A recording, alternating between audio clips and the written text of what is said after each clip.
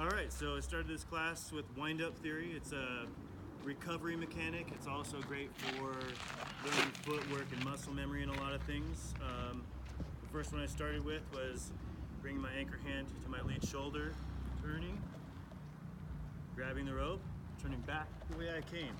You want to make sure that the rope traces itself, because if it doesn't, you could get caught up going over and then under. So as long as the rope follows its initial path, when you release that loop, it goes all the way out.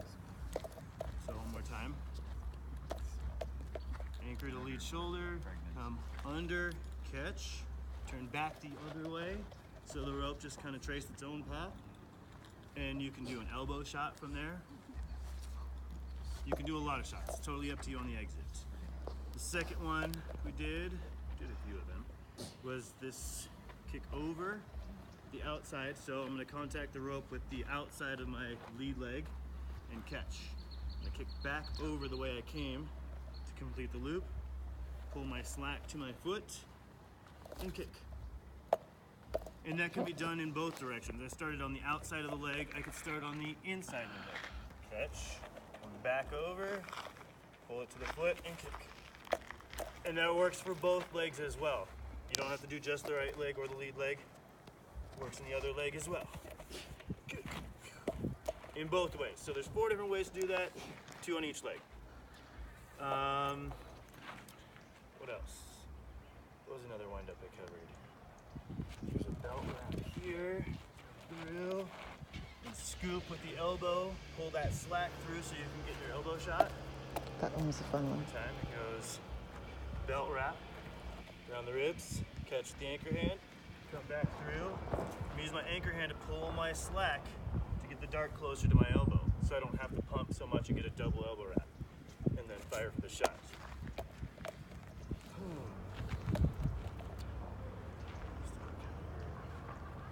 Show you this one for your own viewing pleasures, break down on your own, because I did cover it a little bit. Back around. I also covered some of the empty knots that you can do, like the X on back. Come this way, around, catch again, come back around, shoot. Gotta lift the hand though, or you'll get caught on your neck. Or you can exit in a different way.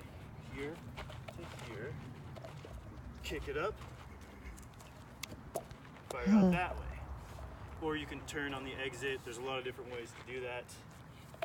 Another one I covered was the illusionist. You come through here, catch, come around, catch again, come back around for the shots.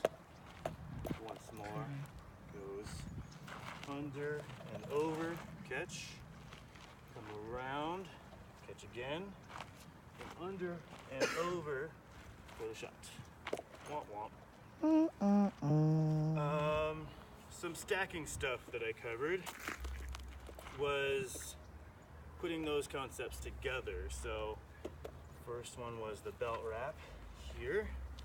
When I come back around again, I can get into that leg wrap kick. And so I've stacked the two together, the belt wrap, and then instead of exiting the belt wrap, I started in that serpent twines pillar kick. And that works in a lot of your different empty knots. So if I come through here, create my loop, now, choke it up, and come through, and then back through. That was wonky. That was stacking. The moving wraps was the other one. Or if I come through in that first one, and instead of kicking out for the exit, I can throw it behind me, if I catch it, and then come back through for the belt wrap. And so I've moved from one to the other. Let's see if I can do it again better this time. Here to here, and then on the release, I'll throw behind me, and then come back for another knot. Those are referred to as moving wraps because I've moved from one wrap to the other in sequence instead of releasing and then starting a new trick. So it's like really good transition theory. What else did I cover? You want me to throw the cartwheel on there for you, Kenton? Yeah. All right. Here to here. wrap the ankle. Yes. Don't wrap the ankle, meaning? You don't want it to go all the way around your foot. You just want it to come on top of the foot. If it's behind your foot, it'll wrap all the way around. And in this cartwheel, you want to end facing the direction you're cartwheeling, not traditionally like a cartwheel in the same direction you started it. So I'm going to rotate in the cartwheel to face the direction the dart's going. Keep the tension tight for the cartwheel, and it'll fire off well. What's your dominant side cartwheel? Left hand landing first. Because I do all my loops with my anchor hand, I'm going to cartwheel onto my lead hand. That's my less familiar side. Okay. Yeah, yeah, and that basically has always been the key for me because all my empty knots are gonna start with the loops on my anchor hand. So I don't even need my lead hand until the end. Yeah. And so now I'm free to cartwheel on that lead hand at any given time. Okay. And you want to wait until you're in your cartwheel to release your loops, because if you start your cartwheel and release your loops, you've lost all your tension. Okay. And so your power dies. Is there anything I forgot to cover? Oh, we'll do that, the overlord. Last thing, the overlord wind up. It was here. Here, scoop onto the elbows. You can pull your slack in for your elbow shot. You can start the other way, scoop onto the elbow, scoop onto the elbow again. Get a third one if you have enough rope.